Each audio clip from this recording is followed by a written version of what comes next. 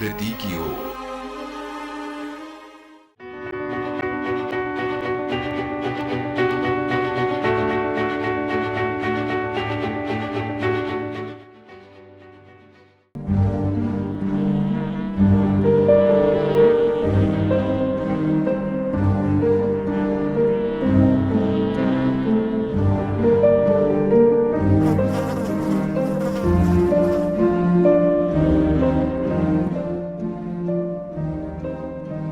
इस धरती पर हर एक जीव का अपना एक अलग महत्व है, अलग भूमिका है और इन्हीं वजहों से ही हमारा इकोसिस्टम संतुलित रहता है। लेकिन जिस गति से हम मनुष्य विकास कर रहे हैं, उसी गति से हम पर्यावरण को भी नजरअंदाज करते जा रहे हैं, जिसकी वजह से दूसरे जीवों पर खतरा मंडराने लगा है। उन्हीं में से एक जीव है मधुमक्खियां। एक समय था जब मधुमक्खियों के छत्ते हमारे घर के आसपास दिख जाते थे, लेकिन अब ये दुर्लभ हो गए हैं। विशेषकर शहरों में इनके प्राकृतिक छत्तों का दिखना लगभग नामुमकिन सा लगता है। लेकिन क्या आपको पता है कि इनका हमारे आसपास न दिखना हमारे लिए खतरे की घंटी हो सकता है? जी हां, मधुमक्खियों के ये छत्ते एक स्वस्थ पर्यावरण के संकेतक होते हैं। अक्सर काम में तल्लीन इंसान की तुलना मधुमक्खी से की जाती है। ऐसा इसलिए है क्योंकि मधुमक्खियां मेहनती जीव के रूप में मशहूर हैं। मधुमक्खियां एकता की मिसाल होती हैं। ये अपने दिन का अधिकांश हिस्सा पराग जमा करने और उसे दूसरे फूलों तक पहुंचाने में खर्च करती हैं। दरअसल फूल वाले पौधों में परागण एक जरूरी क्रिया है। पौधों में पराग कण का नर भाग से मादा भाग पर स्थानांतरण परागण कहलाता है। परागण के उपरांत निषेचन की क्रिया होती है और प्रजनन का कार्य आगे बढ़ता है। परागण क्रिया हवा, पानी, पक्षियों और कीट पतंगों द्वारा की जाती है। इसमें मधुमक्खियां प्रमुख भूमिका निभाती हैं। हम में से ज्यादातर लोग मधुमक्खियों के बारे में केवल ये जानते हैं कि इनसे हमें शहद मिलता है, जो हमारे स्वास्थ्य के लिए बहुत लाभदायक है। लेकिन सच तो यह है कि मधुमक्खियां पृथ्वी पर मनुष्यों के लिए सबसे महत्वपूर्ण जीवों में से एक है। हमारे हर क्षेत्र में मधुमक्खी का एक बहुत बड़ा योगदान है। ये बहुत ही मित्र कीट है हमारा, इंसान का भी, इन्वायरमेंट के लिहाज से भी, बायोडाइवर्सिटी के लिहाज से भी, क्योंकि ये कई तरह से भूमिका अपनी अदा करती हैं। सबसे पहली बात तो इनका जो नेचर में रोल है, वो रोल है फसलों की पर परागण द्वारा पैदावार को बढ़ाना और उस पैदावार को एक सस्टेनेबल मैनर में बढ़ाना। और इस इनके महत्व को शायद दुनिया भर में जानते हुए भी पहचाना उतना रिकॉग्निशन नहीं मिला, जिसको कि डेवलप्ड कंट्रीज़ ने बहुत पहले से इस पर काम करना शुरू किया और पहचाना और उसका उपयोग किया। लेकिन हमारे यहाँ धीरे धीरे इस चीज़ को अभी तो बढ़ावा मिल रहा है, लेकिन शुरुआत में इसकी उतनी पहचान नहीं की गई। कि इस धरती पर मधुमक्खियों के महत्व के बारे में हमें कई वैदिक ग्रंथों के अलावा सुमेरियन और बेबीलोनियन क्यूनिफॉर्म में उल्लेख मिलता है।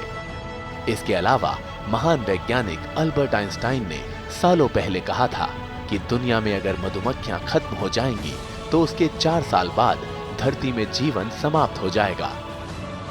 जी हां, ये बिल्कुल सच है। आधुनिकता की चकाचौंध में हम दिन रात प्रकृति के साथ खिलवाड़ कर रहे हैं। आज के इस दौर में कृषि फसलों में परागण के लिए बहुउपयोगी किसान की मित्र मधुमक्खी खतरे की जद में आ गई है। अगर समय रहते इन्हें संरक्षित नहीं किया गया तो हम पर खाद्यान्न संकट मंडराने लगेगा। ये मधुमक्खियां करीब 80% से भी ज्यादा पौधों का परागण करती हैं, जिसमें से 70% मानव खाद्य फसल होते हैं। हम कह सकते हैं कि हमारे खाने का हर तीसरा निवाला मधुमक्खियों की देन है। ये मधुमक्खियां न सिर्फ फूलों के परागण में अहम भूमिका निभाती हैं, बल्कि अन्य जीवों जैसे पक्षियों और कीटों को भी भोजन उपलब्ध कराकर पर्यावरण को संतुलित करती हैं। विशेषज्ञों का मानना है कि हमारे देश में 5 करोड़ हेक्टेयर फसलों का परागण मधुमक्खियों पर निर्भर है। मधुमक्खी कृषि फसलों में अपने परागण के जरिए 30% तक अधिक पैदावार बढ़ाती हैं। लेकिन वर्तमान समय में मधुमक्खियां धीरे धीरे लुप्त होती जा रही हैं। खेतों के अलावा जंगलों से भी मधुमक्खियों के छत्ते गायब होते जा रहे हैं। मधुमक्खियों की संख्या घटने के साथ साथ उनके छत्तों की संख्या भी कम हो रही है। उनकी कम होती संख्या के लिए सिर्फ और सिर्फ हम इंसान जिम्मेदार हैं। क्योंकि आप देखेंगे कि इन्वायरमेंटल डिस्टर्बेंसेस हमारे बहुत हो रहे हैं। हमारे क्लाइमेटिक कंडीशंस में बहुत सारे चेंजेस आ रहे हैं। हमारे वातावरण में पॉल्यूशन और बहुत सारी चीज़ों से वातावरण को जो नुकसान हो रहा है, दूषित हो रहा है। तो मधुमक्खी भी क्योंकि एक जीव है भाई, वो भी इन डिस्टर्बेंसेस से अलग नहीं रह सकता। उसका असर इन पे मधुमक्खियों पे भी आता है। और जब वो असर आता है तो वाइल्ड जो जंगली हैं उनके प्रोटेक्शन के लिए कोई इस तरह का नहीं है कि उनको कोई प्रोटेक्ट करने के लिए एक हद तक, क्योंकि जंगल में उस तरह से नहीं काम हो रहा है कि वो उनको प्रोटेक्ट किया जाए। तो वो जो डिस्टर्बेंसेज हैं उनसे उनको नुकसान हो रहा है और वो धीरे धीरे उनमें कुछ कमी आ रही है, इसमें कोई दोहरा नहीं है। कीटनाशकों का बढ़ता प्रयोग इनकी संख्या पर विपरीत प्रभाव डाल रहा है। नियोनिकोटिनइड युक्त कीटनाशी संख्या घटाने में ज्यादा असरकारी साबित हुए हैं। ये रसायन प्रजनन को प्रभावित करता है और मधुमक्खियां भ्रमित होकर अपना रास्ता भूल जाती हैं। इतना ही नहीं, औद्योगिक कार्यों, खनन एवं पेट्रोलियम शोधन के कामों में उपयोगी सेलेनियम के कारण भी इन पर विपरीत प्रभाव हो रहा है। लार्वावस्था सेलेनियम के प्रति ज्यादा संवेदनशील देखी गई है। सेलेनियम के प्रभाव से लार्वा की परिवर्धन क्रिया धीमी हो जाती है एवं मौत भी संभावित है। सेलेनियम मधुमक्खियों में परागकण और मकरंद द्वारा पहुंचता है। छत्तों में भी सेलेनियम की उपस्थिति का आकलन किया गया है।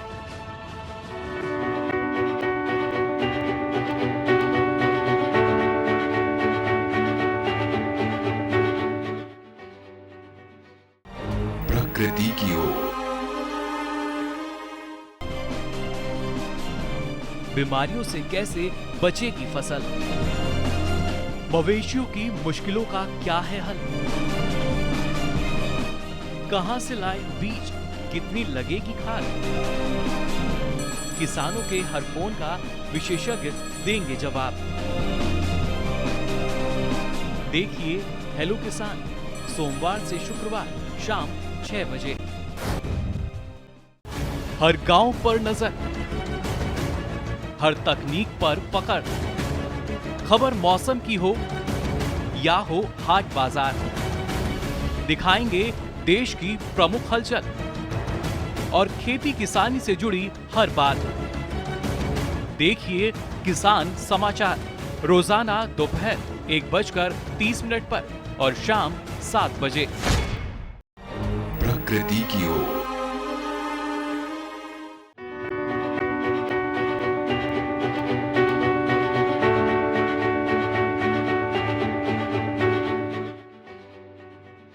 वहीं नई दिल्ली के भारतीय कृषि अनुसंधान संस्थान में भी फसलों पर परागण संबंधी कुछ परीक्षण किए गए थे। इस परीक्षण में पाया गया कि जिन फूलों का परागण मधुमक्खियों ने किया, उनमें बीज बनने के आंकड़े कई गुना ज्यादा थे। इस शोध में सौंफ में 15 गुना बढ़ोतरी, बरसीम में तो बीज उत्पादन की बढ़ोतरी 112 गुना रही। वहीं सरसों में जिन फूलों को मधुमक्खी ने परागीकृत किया, उनके फूलों से औसतन 82% फली बनी तथा एक फली में औसतन 14 बीज और बीज का औसत भार 3 मिलीग्राम पाया गया। इसके विपरीत जिन फूलों को मधुमक्खी द्वारा परागण से रोका गया, उनमें सिर्फ 5% फलियां ही बनी। एक फली में औसत 1 बीज बना, जिसका भार 1 मिलीग्राम से भी कम पाया गया।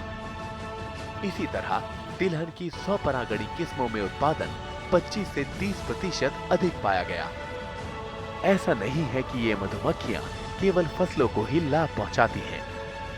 इनका परागण फलों, मेवों और सब्जियों के लिए भी बहुत जरूरी है। फल एवं मेवे की बात करें तो इसमें बादाम, सेब, खुबानी, आड़ू, स्ट्रॉबेरी, खट्टे फल एवं लीची जैसी चीजें मधुमक्खियों पर ही निर्भर होती हैं। वहीं सब्जियों में पत्ता गोभी, धनिया, खीरा, फूल गोभी, गाजर, नींबू, प्याज, कद्दू, खरबूज, शलजम और हल्दी भी इन्हीं पर निर्भर करते हैं। बादाम पूरी तरह से, जबकि सेब और चेरी जैसे फल 90% तक इन मधुमक्खियों पर ही निर्भर हैं। पॉलिनेशन की बात जैसे मैंने बताया सबसे बड़ा एक योगदान है, क्योंकि उससे फसलों की काफ़ी पैदावार बढ़ती है। पॉलिनेशन को लेके फसलों की पैदावार बढ़ाने में जैसे बहुत सारी फसलें, जैसे सेब की अगर बात करें तो सेब के बगीचे में अगर फूल के समय मधुमक्खी पालन या उसकी मधुमक्खी की कॉलोनियाँ रखी जाती हैं तो उसकी पैदावार में 6850% तक का वृद्धि रिकॉर्ड की गई है, आंकी गई है। ऐसे ही लीची की बात करें तो उसकी फसल में 10,000% तक पैदावार में वृद्धि है। सेब, संतरा, अमरूद सभी फसलों में है। ऐसे ही अगर फील्ड क्रॉप्स की बात करें, सरसों की बात करें तो 160% तक की वृद्धि उसमें रिकॉर्ड की गई है। इसी तरह से सनफ्लावर, सूर्यमुखी की बात करें 3,400% तक की वृद्धि उस। तो ये सब चीज़ें, ये सब डेटा और ये बातें हम नेशनल बी बोर्ड जब से ये रिकन्स्टिट्यूट हुआ उसी समय से हम लोगों को समझा रहे हैं और बता रहे हैं। मधुमक्खियां न सिर्फ कृषि उत्पादन में वृद्धि करती हैं, बल्कि इसके पालन से किसानों को अच्छी आय भी होती है। दूसरा इसका जो और बहुत महत्वपूर्ण जो फ़ायदा है, जो इसका योगदान है, वो आता है कि इन्वायरमेंटल सस्टेनेबिलिटी में भी इसका बड़ा रोल है। वो रोल क्या है कि जो बायोडाइवर्सिटी है उसको मेंटेन करने में हनी बीज का, मधुमक्खियों का बहुत बड़ा योगदान है, क्योंकि वो भी ये पॉलिनेशन के थ्रू करती हैं। दूसरा ये है कि एक ऐसी एक्टिविटी है जिससे इन्वायरमेंट को बहुत फ़ायदा और दूसरे तरीक़ों से भी होता है। इससे कोई किसी तरह का पॉल्यूशन नहीं होता और बहुत सारे इससे प्रोडक्ट्स मिलते हैं। वो प्रोडक्ट्स इतने यूज़फुल हैं। शहद, एक्चुअली हमारे देश में या ज़्यादातर लोग मधुमक्खी पालन को शहद या डंक से जानते हैं, लेकिन हम कहते हैं कि शहद तो हमारे एजेंडा में सबसे लास्ट की चीज़ है। हमारा जो मेन जो सोच है इसको बढ़ाने का वो पॉलिनेशन के लिए है, इन्वायरमेंटल क्वालिटी को मेंटेन करने के लिए है, इन्वायरमेंटल ये बायोडाइवर्सिटी है उसको मेंटेन करना है, हमें एम्प्लॉयमेंट जनरेशन का एक बहुत अच्छा तरीका है, एक्टिविटी है, और सबसे बड़ी बात है कि रूरल बेस्ड है, रूरल एम्प्लॉयमेंट जो है इसको जनरेट होता है। और जैसे माननीय प्रधानमंत्री जी ने कहा कि भाई 2022 तक किसानों की आमदनी दुगनी करनी है, ये बहुत अच्छी बात है। हम कहते हैं कि उसमें मधुमक्खी पालन का एक बहुत बड़ा योगदान रहेगा किसानों की आमदनी दुगनी करने में। शहद इकट्ठा करने के लिए भारत में मधुमक्खी पालन प्राचीनतम परंपराओं में से एक रहा है। देसी और अंतर्राष्ट्रीय बाजार में शहद की लोकप्रियता और मांग की वजह से मधुमक्खी पालन तेजी से लोकप्रिय होता जा रहा है। मधुमक्खी पालन से शहद, मोम, रॉयल जेली आदि अतिरिक्त उत्पाद भी प्राप्त होते हैं, जो किसानों की अतिरिक्त आमदनी का बेहतर जरिया साबित होते हैं।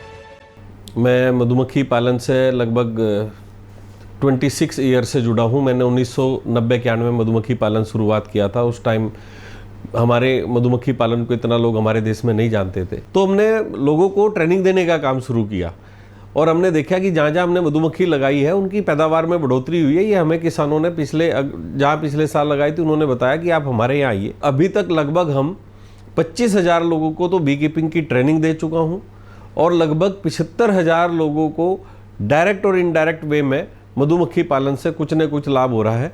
और आज जिन प्रोडक्ट्स को हमारे साइंटिस्ट कहते थे कि भाई ये निकालना बहुत मुश्किल है, निकल नहीं पाएगा, निकल नहीं रहा है, उसको कॉमर्शियली प्रोडक्शन में हम लेकर आए हैं। जैसे कि हम बी पोलन हम निकाल रहे हैं और आज अच्छी प्राइस में हमारा बी पोलन बी कीपर्स का सेल हो रहा है और उनको एक एडिशनल इनकम हनी के साथ साथ उसको बी पोलन निकालने में मिल रही है। रॉयल जेली हम निकालने लगे हैं। पहले रॉयल जेली बताते थे कि लोग हमारे जो महाभारत काल में जो होते थे, जो द्रोणाचार्य, कृपाचार्य जी थे, ये रॉयल जेली का इनको ज्ञान था और ये छत्तों से डायरेक्ट सेल निकाल के खाते थे, रॉयल जेली खाते थे। इसी तरह हमारा मधुमक्खी पालक भी रॉयल जेली का सेवन करता है। प्रोपोलिस जो निकालने लगे तो हमने देखा बाहर प्रोपोलिस के हजारों प्रोडक्ट बने हुए हैं, और मैंने इसको देखा और मैं इसका खुद सेवन भी करता हूँ प्रोपोलिस का। इससे ये एंटीबायोटिक है, एंटी एलर्जिक है, एंटीसेप्टिक है, एंटी अस्थमा है, एंटी कैंसर है, और कई पेशेंट हमारे यहाँ से इस प्रोपोलिस को ले जाके इससे ठीक हुए हैं। और आज हमने इसको प्रोपोलिस निकालने की एक स्ट्रिप डेवलप कर ली है और हमारे काफ़ी बीकीपर प्रोपोलिस निकाल रहे हैं और इससे भी उसको एक लाभ ले रहे हैं।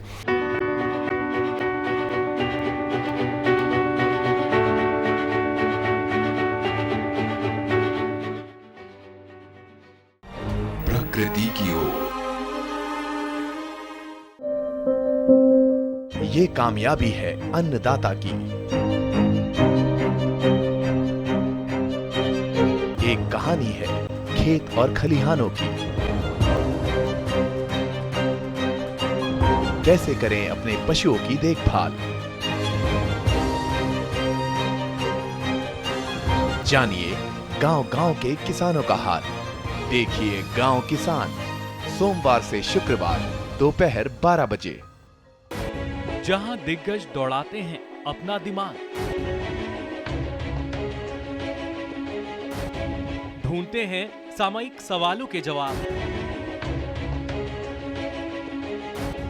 खेती किसानी के मुद्दों पर मंथन का मंच।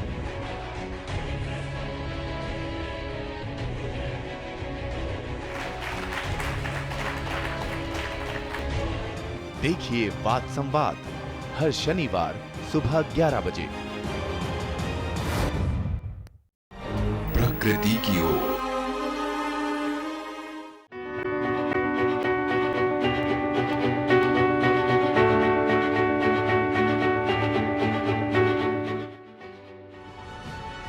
कभी आपने इस बात पर गौर किया है कि मधुमक्खियां अपने छत्ते में मोम से 6 कोनों वाले खाने बनाती है? ऐसा क्यों है? क्यों वो किसी और आकार के खाने नहीं बनाती? सन 1999 में प्रोफेसर थॉमस सी हेल्स ने इस बात को साबित किया कि एक जगह को बराबर हिस्सों में बांटने के लिए 6 कोनों वाला आकार सबसे बेहतर होता है और इन्हें सबसे कम सहारे की जरूरत पड़ती है। 6 कोनों वाले आकार के खाने बनाकर मधुमक्खियां जगह का सबसे अच्छी तरह इस्तेमाल करती हैं। वे कम मोम इस्तेमाल करके एक हल्का लेकिन मजबूत छत्ता बनाती हैं और इनमें खूब सारा शहद इकट्ठा करती हैं। इसी वजह से लोगों का कहना है कि मधुमक्खी के छत्ते की बनावट किसी अजूबे से कम नहीं। आज वैज्ञानिक मधुमक्खी के छत्ते की नकल करके ऐसे ढांचे बना रहे हैं जो मजबूत होते हैं और जिनसे जगह का सबसे अच्छी तरह इस्तेमाल भी होता है। कि मधुमक्खियों की 20,000 से ज्यादा प्रजातियां हैं और वे कई रंगों की होती हैं। हालांकि मधुमक्खियों की कुछ चुनिंदा प्रजातियां ही शहद बनाना जानती हैं। इसके अलावा शहद बनाने के लिहाज से यूरोपीय हनी भी सबसे बेहतरीन होती है। लेकिन दक्षिण एशिया में करीब आधा दर्जन मधुमक्खियां शहद बनाती हैं। शहद बनाने वाली मधुमक्खियों में एक तरह की सामाजिकता होती है। वो महत्वपूर्ण सूचनाएं छत्ते की दूसरी मधुमक्खियों तक पहुंचाती हैं।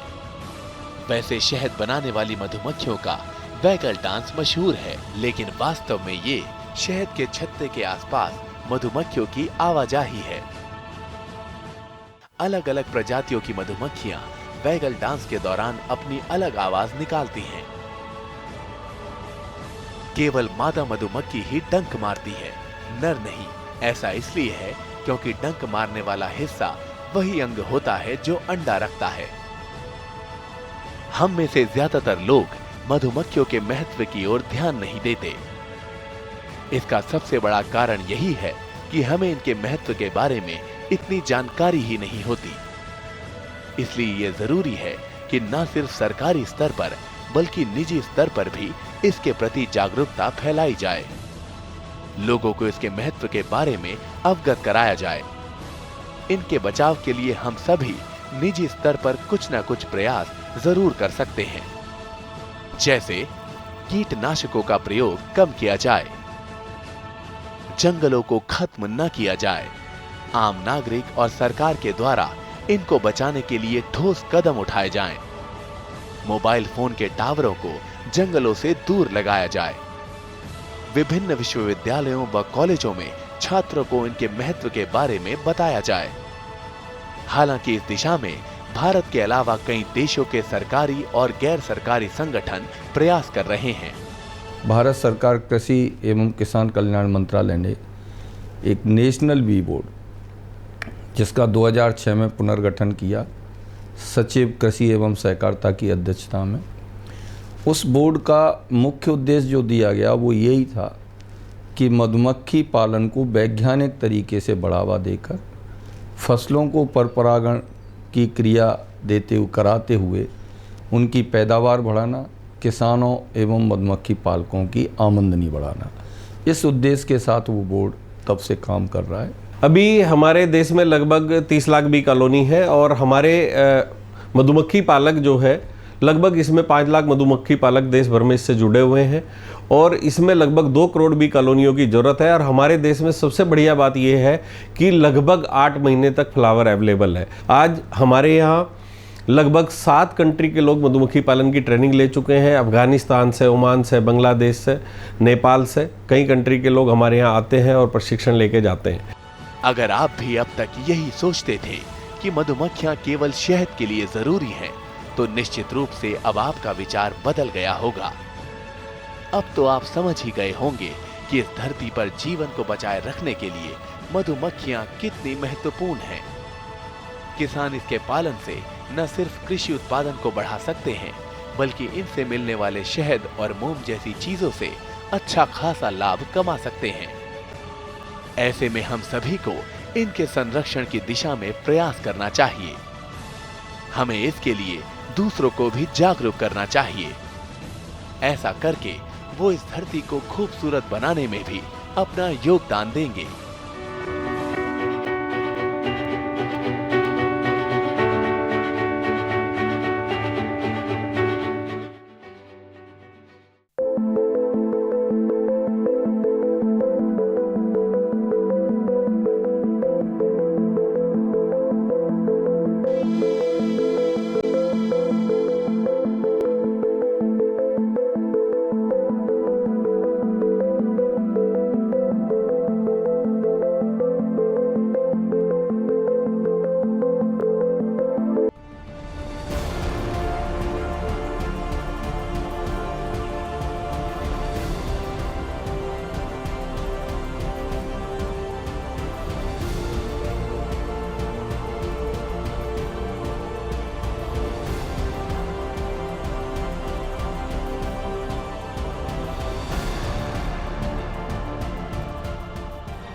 प्रकृति की ओर